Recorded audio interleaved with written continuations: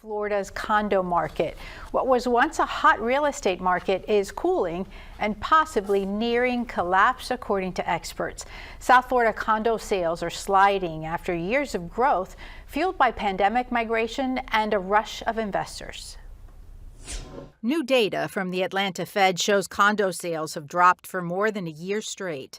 Mid-price units are being hit the hardest, and prices for buildings over 30 years old are down more than 20% in some cases. What is driving the downturn? It's a perfect storm of insurance hikes, tougher building inspection laws after the 2021 Surfside collapse, and a growing list of buildings being blacklisted from conventional financing. Retirees are among the hardest hit condo owners. Some are facing tens of thousands of dollars in special assessments and rushing to sell in a cooling market. Buyers, however, are growing scarce, priced out with mortgage interest rates still hovering around 7%. Even well-established HOAs seem to be in trouble. Sunset Palm Villas, a 75-year-old complex in Miami, filed for bankruptcy last month, listing $50 million in debt.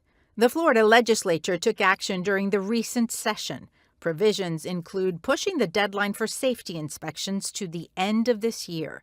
Associations can also pause contributions to their reserve for 2 years, and boards may take loans or credit lines for urgent repairs.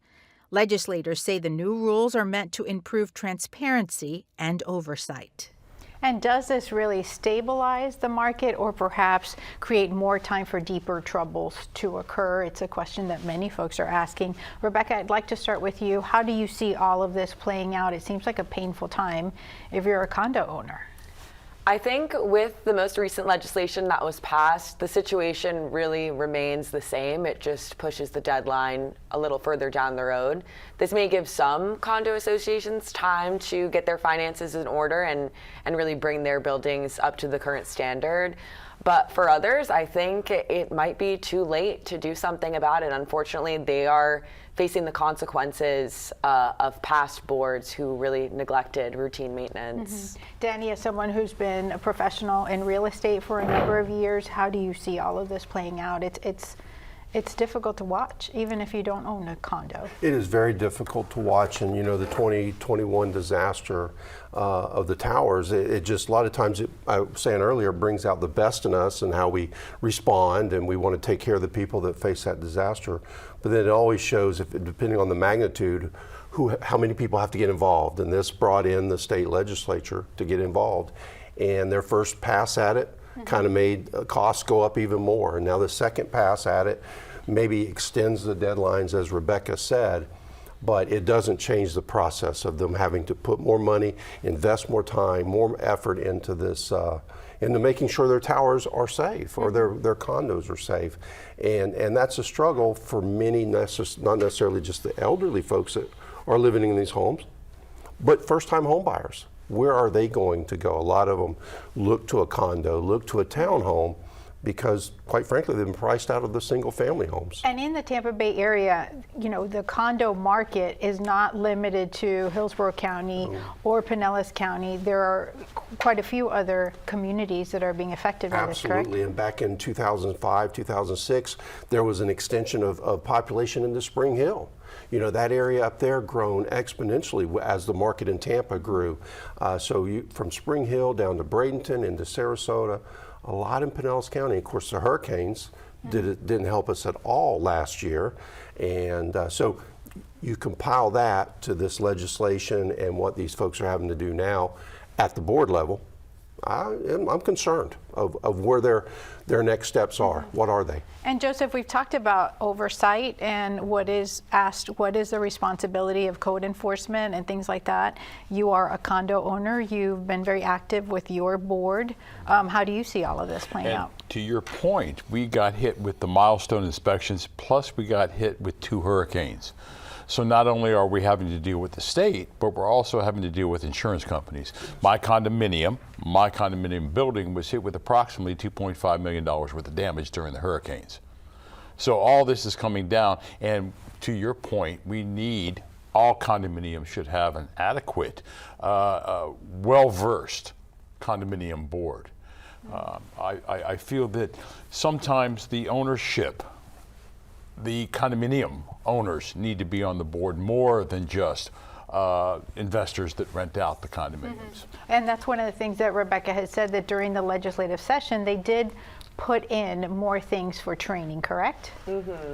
So anyone who sits on the board will have to go through some amount of training. They'll also be able to be held culpable if there's any sort of negligence on their part, which was obviously inspired by the Surfside board, where they found that the board had delayed repairs that might have possibly saved lives. And that's one of the things that when you look at the origin of the legislation a few years ago, the Surfside collapse, there were code violations. The building had identified some code violations, and the homeowners association was in the process of going back and forth appealing with the unit owners, and so that continued. And then the day of the collapse came.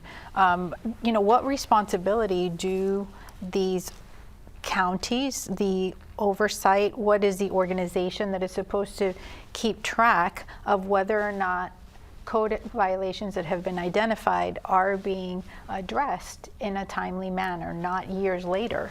Well, the agencies for the cities and counties is code enforcement, but code enforcement can no longer look at or inspect buildings, condominiums that are over 3 stories tall. That goes to the business and professional regulation of the state of Florida. Okay, repeat that again. The Department of Business and Professional Regulations of the state of Florida.